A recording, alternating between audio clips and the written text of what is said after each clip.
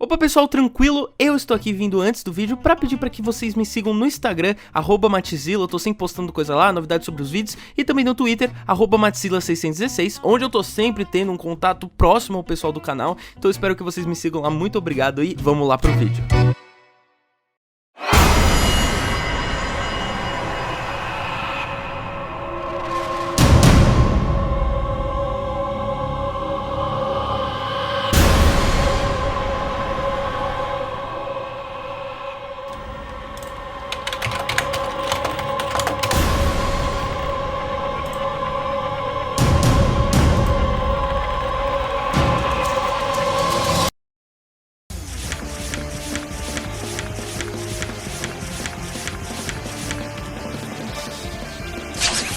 Como sabemos, o Homem-Aranha possui diversas versões alternativas. E quando eu digo diversas, eu digo tipo infinitas mesmo. E uma delas é a versão Ultimate, uma versão criada no início dos anos 2000 com o objetivo de trazer uma origem mais moderna do personagem, atualizando-o para os padrões dos jovens da época. Já que, pelos quadrinhos terem existido por muito tempo, os novos leitores precisavam de uma nova apresentação nesse mundo. Inclusive, Homem-Aranha 1 com Tobey Maguire seria lançado em alguns anos, o que seria a oportunidade perfeita de chamar novos leitores. Escrito por Brian Michael Bendis e desenhado por Mark Bagley, veríamos um Peter de 15 anos, mais impulsivo, agressivo e um adolescente mesmo, ainda no ensino médio, sem estar casado com a Mary Jane ou sem sua galeria de vilões clássicas. O Homem-Aranha no seu início de carreira. Inclusive, quando eu era criança, era a versão que eu mais amava do personagem, apesar dos altos e baixos, e um dos frutos que o universo Ultimate ofereceu pra nós foi... Whenever you see Spider-Man swinging across town, he's never quiet. He's always talking about either the problems that he has or the fears that he has in front of him, or he's making a joke about, or the excitement of whatever it is that he's doing. When you take that and you bring that into an animated world, we just said, okay, how do we take that and actually show the audience what it is that he's thinking about? Ultimate Spider-Man foi lançado inicialmente em 1 de abril de 2012, ano que vem vai fazer 10 anos desde o seu lançamento. E é um caso de amor e ódio pra muitos. Pra mim, é um caso de ódio que virou amor. Um enemies to lovers, como eles chamam. Vamos comigo, a série nasceu de uma necessidade de criar uma nova versão animada do Homem-Aranha, depois que a Disney comprou a Marvel, dando o total direito das animações do Teioso pro nosso querido rato. O que fez com que o espetacular Homem-Aranha de 2007, considerado por muitos e por mim também o melhor desenho do personagem, fosse cancelado, algo que muitos ainda não superaram. Mas quer saber se essa era a primeira melhor série do Aranha? Pra mim, Ultimate Spider-Man é a segunda. Opa, solta essa pedra, isso aí. Baixa a pedra, calma aí, antes de você começar a me xingar aí nos comentários falando, esse desenho é um lixo, vem aqui a duração do vídeo pra você entender que todo esse tempo aqui eu vou ficar falando do quão incrível é esse desenho. Então, abaixa a bola, pega um leitinho com um Todd ou Nescau e senta aí, vamos assistir e vamos entender por que Ultimate Spider-Man é simplesmente uma das melhores coisas já feitas. Algo que me impressiona nesse desenho é o traço e a animação, principalmente, claro, nas primeiras temporadas, onde tudo tinha um cuidado muito maior. E tinha uns sombras no desenho, tá? É bom lembrar disso aí. O traço é como de um anime, mais realista e até detalhado do que o espetacular Homem-Aranha de 2007, perdendo um pouco na fluidez de movimentos. É aquilo, você ganha em um e perde em outro. O que eu adoro também são momentos em câmera lenta dos ataques do Aranha, replicando painéis de quadrinhos com onomatopeias e tudo mais. A trilha sonora é ótima, os momentos de ação possuem uma música tema bem marcante que marcaram essa versão. Eu ouço e já lembro dela.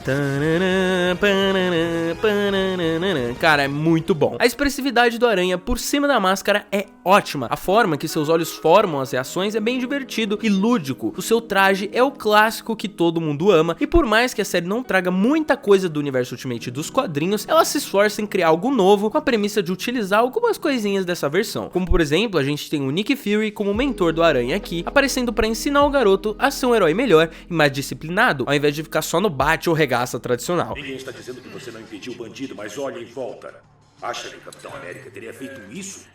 alegando que os danos à cidade são coisas de amador, como todos os heróis já foram. Aqui a gente vê um Peter não irresponsável, mas inconsequente, que encontra formas mais brutas e complicadas de resolver os problemas, como o Peter da versão Ultimate, que é extremamente egocêntrico, nada centrado e usando mais a sua brutalidade do que inteligência, como qualquer adolescente faz. E é isso que temos aqui, ele se recusa a trabalhar em equipe, que era a ideia do Nick Fury, como muitos criticaram na época o fato dele ter uma equipe. É dessa forma que ele se comporta, da mesma mesma forma que os fãs. Mas vamos lá comigo. O quanto isso importa pra formação de personagem do Peter? Não, eu não tô nem aí se você se irrita que o desenho se chama Homem-Aranha ao invés de Homem-Aranha e seus amigos, mas como essa equipe ajuda o Peter a evoluir? Esse ego e crença de que ele pode resolver tudo sozinho sem ajuda, essa indisciplina, são uma arma que os próprios vilões percebem que pode ser usada contra ele. Eu prefiro o Homem-Aranha do jeito que ele é. Cabeça dura, indisciplinado. Peter inclusive leva vilões pra sua escola sem perceber, já que implantaram um rastreador em seu traje. O Fury tinha razão. Eu tenho muito que aprender sobre responsabilidade. Com isso, com essa irresponsabilidade de ter colocado todos da sua escola em risco, Harry sofre um acidente depois de ser atacado por um dos vilões. O primeiro episódio gira em torno também do aniversário do tio Ben. Peter se esquece de comprar o bolo que sua tia May pediu e eles comeriam para comemorar a memória dele. Outra questão que Peter se culpa, ele poderia ter feito diferente, evitado Harry se machucando, evitado ter esquecido o bolo, então ele decide aceitar o treinamento do Nick Fury. Bem-vindo a SHIELD, Homem-Aranha. Espero que sobreviva à experiência. E é essa a questão que poucas pessoas entendem. Se você, um garoto, tivesse superpoderes, e apesar de você ser muito bom com eles, recebesse uma proposta para aprender a utilizar seus poderes de forma mais responsável, para que menos pessoas se machucassem em suas batalhas, você não aceitaria? Sinceramente, cara, essa é a jogada básica. Seria totalmente egoísta se você simplesmente negasse isso e continuasse agindo como inconsequente. A SHIELD é como se fosse o Homem de Ferro do MCU pro Peter, mas muito bem mais colocado. Muitos dos personagens clássicos do Aranha aparecem ali, como o Dr. Connors, e a tecnologia que ele usa é diretamente da organização, como a Moto-Aranha. Não, beleza, Matheus Sem Rosto, você gosta desse desenho, mas isso aqui é ridículo. Tudo bem, eu sei, não precisa. Eu nem preciso falar que é ridículo. Uma moto, isso nem faz sentido. Alguém olhou um produtor, um velho de 80 anos, falou: não, assim, crianças gostam de moto e do Homem-Aranha. Então que tal a gente fazer uma moto-aranha? Supostamente, dentro do desenho, a moto existe pra... Beleza, então ele tava meio irritado por causa da moto, mas... Enfim, a presença dos parceiros do Aranha é necessária e muito bem colocada. Eu não vou mentir, eu odiava quando criança, mas ver um grupo de heróis jovens, como os Jovens Vingadores ou os Campeões, é muito legal. Peter tá ali pra ensinar todos eles, porque ele seria o líder. E como Peter se sente responsável pela morte do tio Ben, Peter também tem medo de liderar os garotos, por medo de que o que aconteceu com o tio Ben e todas as pessoas que se machucaram por causa dele aconteça com eles. Mas eu não posso ser responsável pelas coisas que possam acontecer com esse bando de novatos. Ele tem medo de falhar de novo, machucar pessoas de novo com a sua irresponsabilidade. A questão é que os fãs do Homem-Aranha são contra mudanças, sempre, não importa se elas são boas ou evoluam o personagem. É por isso que a gente teve tantos momentos ruins nos quadrinhos, por mais que os fãs reclamem desses momentos, é por causa do comportamento deles que isso aconteceu. Por isso Peter permanece um adulto sem dinheiro nos quadrinhos, mesmo tendo passado por tanto. Ele permanece solteiro e sem filhos, por isso seu casamento foi desfeito com um pacto com o Mephisto. Por isso ele nunca cresce, porque a Marvel sabe que os fãs se irritariam com qualquer mudança, como sempre se irritam. Já tentaram até tornar ele um bilionário dono de uma empresa de tecnologia nos quadrinhos, o que você pode me julgar aí, mas faz total sentido pro personagem e faz ele crescer muito, podendo ajudar mais e mais pessoas que antes eram como ele, sem dinheiro e precisando de ajuda. Mas isso foi desfeito e ele voltou a ser pobre sem nada, porque os fãs não aceitam mudança. Uma crítica que eu sempre vejo é que o Homem-Aranha nunca entrou pros Vingadores nos quadrinhos porque ele preferia trabalhar sozinho, e todos vangloriam essa atitude dele como algo super coeso ou honroso. Essa decisão é ilógica, é contra a evolução do personagem, que deveria perceber que quanto mais ajuda os Vingadores tiverem, menos tios Bens podem morrer, entendem? Os fãs mesmo glorificam essa estaticidade e egoísmo do personagem, sendo que é algo ridículo, sem sentido e chato, mano. Ficar vendo sempre a mesma versão de novo e de novo e de novo é chato e eu não quero ver mais. Mudanças são boas e desde que a essência esteja ali, tá tudo bem. Peter, quando aceita trabalhar e liderar a equipe, é capaz de salvar mais vidas, ensinando aos seus parceiros que só estavam lutando, tipo, cegamente, que o mais importante nessas batalhas era preservar a vida dos civis. Olhem lá pra baixo. Iniciação ao super-herói. A gente consegue se defender, eles não. Isso não quer dizer que o Peter vai abandonar sua vida comum de ajudar pequenas pessoas, mas que vai conciliar as duas vidas. Pra que se limitar quando você pode ajudar mais e mais pessoas, ao invés de ser só um egoísta que se mantém no mesmo lugar sempre? Falando nos parceiros, os personagens da equipe são a Tigresa Branca, o Cabeça de Balde... Desculpa, é Nova, não Cabeça de Balde. Desculpa, Nova, Sam Alexander. Tem o Poderoso, que é mais conhecido como Luke Cage, que eles chamam de Power Man também. O Punho de Ferro, que talvez seja o meu favorito do grupo. Por quê? Sei lá, eu só gosto dele. Dá pra parar de me encher o saco? Outro personagem que eu gostaria de citar é o Stan Lee. Sim, ele faz cameos em todos os episódios, tipo nos filmes, e eu gosto muito disso. Ou até o Agente Coulson, cara, que é diretor da escola do Peter. Eu gosto que eles pegaram alguns personagens dos filmes, que são mais secundários, e usaram aqui. Agora, falando do elefante na sala, as partes que o personagem quebra a quarta parede. Pra mim, incrivelmente, são super divertidas. Ah, eu também acho. Cala a boca. E assim nasce o Homem-Aranha! Mas que ciência mais louca tornou possíveis tais milagres? Homem-Aranha e a equipe dos super vilões. Às vezes minha imaginação é bem fértil. Eu gosto, afinal é como uma ferramenta para momentos cômicos mais pirados e lúdicos, já que dentro da mente de alguém pode acontecer qualquer coisa. E vamos ser sinceros, esse é o charme e a marca do desenho. Apesar de ser uma forma barata de apresentar os conceitos e coisas acontecendo ao fundo para as crianças, são também uma forma, mesmo que barata também, de criar uma conexão entre o Homem-Aranha e o telespectador, já que ele se refere diretamente a nós sempre, como se a gente fosse importante ou até parceiro de trabalho dele. Afinal, a gente tem uma perspectiva em primeira pessoa dos acontecimentos. Sabemos o que ele sente, sabemos o que ele passa, a gente vê quando ele tá inseguro, de forma bem íntima, do jeito que nós pensamos, com medo, assustado, animado, o que também substitui bem aqueles monólogos mentais que a gente vê também em outras séries do personagem. Inclusive, o próprio Peter no primeiro episódio já menciona sua perda do tio Ben nessas quebras da quarta parede, os poderes e responsabilidades. É um desenho que ainda reconhece as partes importantes que fazem Peter ser um bom herói. Sobre a vida pessoal do Peter, a gente tem seus amigos e personagens clássicos dos quadrinhos Ultimate. Harry Osborn é o melhor amigo do Peter e, diferente de muitas das versões, a gente vê as razões deles serem amigos. Tipo, você vai me dizer que você entendia o porquê o Peter era amigo do Harry no espetacular Homem-Aranha de 2007, ou nos filmes do Andrew, ou até nos do Tobey, cara. A gente não pode esquecer do Ned, mano, que também eu me pergunto por que ele é amigo do Peter em primeiro lugar. Mas aqui a gente tem realmente justificativas, motivos. Esses motivos são apresentados pelo próprio Peter, o que já corrobora com a minha citação de que essa quebra da quarta parede é super importante, pelo menos nessa versão. E aí, Peter Parker? Oi? Lembra de mim? Sou eu, Harry Osborn, cara, da escola. Entra aí. Apesar de serem muito diferentes, eles são amigos, e aqui a gente também vê o Norman rebaixando o seu filho como em todas as outras versões. Essa em questão respeita muito as outras e traz homenagens diretas aos filmes. Tia May constantemente está preocupada com o Peter, e por seguir a versão Ultimate, ela é bem mais nova, trabalhadora, ocupada, alguém que consegue seguir sua vida depois da perda do marido e possui suas próprias vontades e desejos. Ela trabalha o dia todo. E além disso, na segunda de noite, ela faz yoga. Na terça, aula de culinária francesa. Mesmo que ainda não se esqueça da memória dele, como certas versões aí, tipo a do MCU. Flash Thompson é o mesmo de sempre, sempre rebaixando Peter, fazendo bullying, mas aqui, diferente de todas as versões que sempre representam o Flash como um babaca sem razão, aqui, pela primeira vez além dos quadrinhos, a gente vê que ele tem razões pra ser como é. Não porque ele é um riquinho egocêntrico, como no MCU, ou só um babaca mesmo, mas porque sua vida fora da escola é horrível. Ele mora praticamente sozinho, abandonado pela sua família e pelo seu pai, em um posto de gasolina abandonado. Os meus pais não estão em casa. Na verdade, quase nunca estão.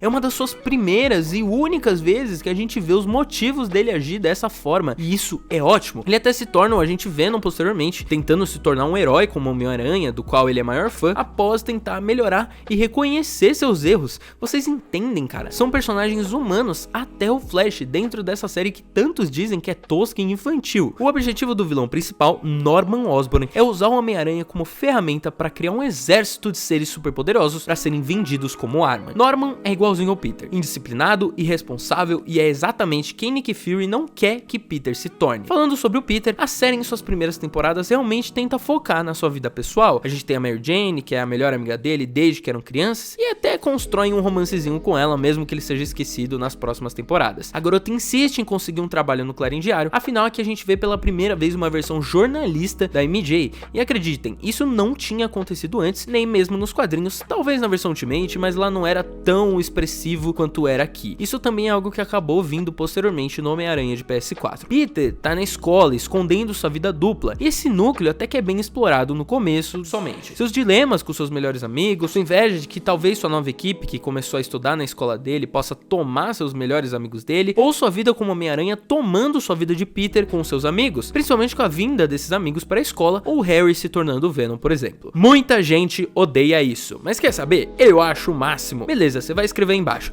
eu odeio porque é diferente dos quadrinhos, devia ser o Ed Brock, pipipi, popopó. Sabe o que é totalmente diferente dos quadrinhos? O filme, Venom, sabe o filme do Venom? E o filme é sensacional, sem discussão sobre isso, sério, minha palavra é lei. Enfim, o simbionte, como nos quadrinhos Ultimate, não é um alienígena, mas um ser sintético criado, nesse caso, pelo Dr. Octopus, um veneno criado através do sangue do Homem-Aranha, a pedido do Norman Osborn. É até irônico que o egoísmo do pai do Harry faça com que o Harry se torne um monstro. Norman não dá a devida atenção ao seu filho, não o trata como alguém válido, alguém bom o suficiente. Harry percebe a obsessão do seu pai com o Homem-Aranha, em sua ignorância e medo de ser esquecido, tenta usar sua popularidade para se sentir suficiente, usando seu dinheiro para se sentir bem, diferente como o Homem-Aranha. A aparição do simbionte e a sua ligação com Harry são coerentes e criam uma ligação mais pessoal com o Peter. Afinal, na moral, pra que ele se importaria com Ed Brock? Sério, nos quadrinhos ele é só um cara que quer se vingar do Peter, e na versão Ultimate dos quadrinhos e no desenho de 2007 tiveram que fazer ele ser melhor amigo de infância do Peter para existir pelo menos uma pequena ligação pessoal. Então aqui eles seguiram um caminho mais fácil, porém coerente. Harry quer poder que ele quer depois da impotência que seu pai faz ele sentir. Harry quer atenção que seu pai nunca lhe deu. Você é um Osborn, um homem que carrega grande poder, e com grandes poderes vem grandes recompensas. Venom pode dar tudo isso porque ele sabe que a única coisa que importa pro Norman é poder. Harry, sempre me decepcionando. Você não foi feito para vestir essa criatura magnífica nessa sua pele inútil. Tudo tem um significado aqui. Por mais que você aí não queira admitir que é legal, apesar de que ele usa um relógio do Ben 10 estranho pra virar o Venom. O Dr. Octopus segue uma versão mais parecida com a época que o Dan Slott escreveu os quadrinhos, um ato decadente, podre, feio, sujo, que é um verdadeiro cientista maluco e psicótico que odeia Norman Osborn pelos seus métodos abusivos de trabalho. Na versão de 2007, ele era mais que um gênio do crime, um gênio meio elegante, mas aqui ele é um gênio maluco, louco. Ele se sente menor, humilhado pelo Norman, se tornando aqui um dos vilões mais perigosos do herói, até mais do que o Duende Verde em alguns momentos, já que o Sexteto Sinistro, por exemplo, foi criação dele. A gente tem Aranha de Ferro na série, o Treinador, que é um vilão clássico da Marvel e vai estar no filme da Viúva Negra, Doutor Destino, Ulysses Claw, o Hulk, um episódio no estilo found footage de Atividade Paranormal, tem os Vingadores, tem até um episódio que o Peter troca de corpo com Wolverine, como acontece nos quadrinhos do universo Ultimate. A diferença é que aqui é bem legal. No caso dos quadrinhos, ai cara, que horror. Tem o fanático dos X-Men, Pit Pot de pasta, o controle de danos, até o Porco-Aranha, velho, quando o Loki transforma o Aranha nele. Mas um dos meus favoritos é o que envolve o Doutor Estranho e o Pesadelo. Sim, cara, o vilão Pesadelo. Peter é convocado pelo Mago Supremo para enfrentar uma ameaça ao mundo todo, quando todo mundo é colocado em um sono profundo e sofrem pesadelos. O episódio segue a lógica normal da maioria dos episódios da série, mas no final tudo muda. Para tentar derrotar o Aranha, o Pesadelo usa algo mais pessoal, algo que atinge maior trauma, não da vida do Homem-Aranha, mas do Peter. Foi punido justamente por essa fé, sua maior falha. É um episódio bem pesado, cara. O Pesadelo tenta reafirmar o erro do Peter e mostrar o seu maior trauma. A presença do Tio Ben aos olhos do Peter, algo que o Pesadelo considera que vai assustar o Peter, mas... Sonhando acordado. Mais ou menos isso, Tio Ben. Nossa, é muito bom te rever. Peter ama o Tio Ben mais do que tudo, e aqui nessa versão ele é alguém mais maduro. Peter não vive mais com culpa, Peter vive com o Tio Ben em forma do seu legado. Sabe quem me ensinou essa mágica?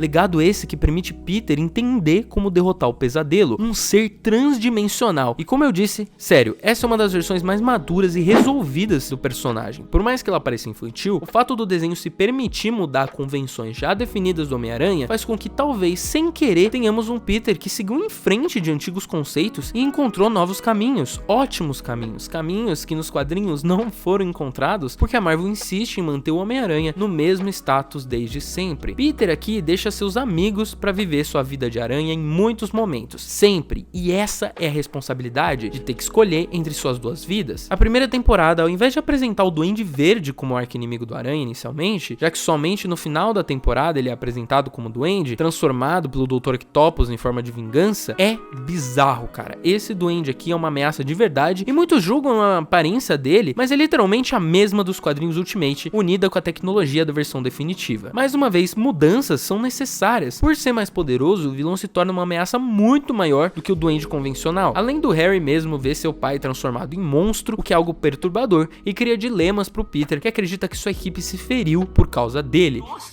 você não entendeu, Fury. Não existe nós. É o meu DNA, o pai do meu amigo, meu problema. Mesmo que no início ele tenha aprendido que pode e deve trabalhar em equipe, mais uma vez no final da temporada ele se sente culpado por eles terem se machucado por sua causa. E isso é extremamente humano, se questionar de novo pelas suas atitudes, se elas são corretas, boas, inteligentes ou vantajosas pros que estão ao seu redor. Quando seu pai se torna um monstro, Peter continua fazendo o seu melhor para ficar ao lado do Harry, mostrando o quão dedicado ele é às suas amizades, ficando do lado dele e protegendo do seu pai. Mesmo que o Harry culpe pelo seu pai ter se transformado, já que a fórmula usada possuía o sangue do Aranha. Após a suposta morte do seu pai, o Harry começa a odiar o Homem-Aranha. Escuta, eu tinha um pai. Um pai que eu conhecia, que eu amei por toda a vida e que não existe mais. E tudo por culpa sua. E quer saber, velho? Eu amo isso. Eu adoro como esse drama atinge o Peter. O seu melhor amigo o odeia. Vocês entendem como isso é pesado? É uma coisa que, cara, nem os filmes conseguiram explorar completamente. E sobre a equipe, cara, eu amo essa equipe. Juntos eles formam algo sensacional. Aranha! Uhul! A gente vai cuidar de você. Eu sei, Nova. E agora, depois que o aeroporto-aviões explode, eles vivem juntos com a Tia May e o Peter em sua casa. Isso também é uma inspiração clara do arco dos quadrinhos Ultimate, quando diversos heróis, como Tocha Humana, moram com ele. Uma família, e era isso que o Peter merecia, uma família, amigos, e nós, fãs chatos, não podemos negar isso, nem que pareça errado. Esse é o problema. Isso faz parte do arco de personagem e é uma finalização básica, e uma finalização digna pro personagem, e as pessoas reclamam simplesmente por ser diferente do que elas acham que deveria ser, como se elas tivessem razão no que o personagem deveria seguir. Tá bom, mas e as outras temporadas? No caso da segunda temporada, ela é simplesmente um combo de consequências da primeira, que eu vou explicar agora. Como eu disse, tudo tem consequência na segunda temporada. Dr. Connors se torna um lagarto depois de perder o braço durante a batalha contra o Duende Verde. Peter, mesmo com a transformação do Connors, continua tentando salvá-lo de novo. Doutor, você tá bem? Tô. Onde é que eu tô?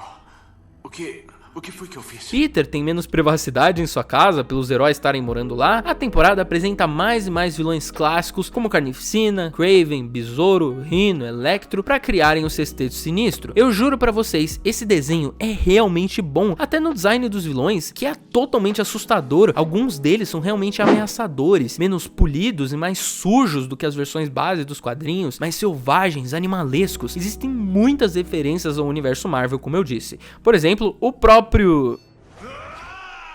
Me chame de Deadpool, que rima com urubu.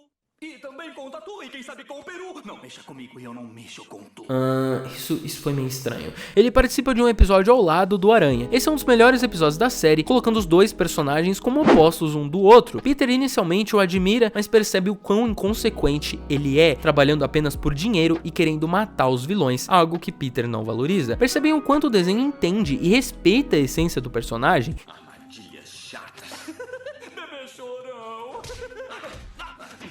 E mesmo assim o desenho era julgado por piadas bobas ou por simplesmente ser diferente dos outros. O desenho traz muita coisa. Tem o Blade, sim, o Blade, velho, caçador de vampiros.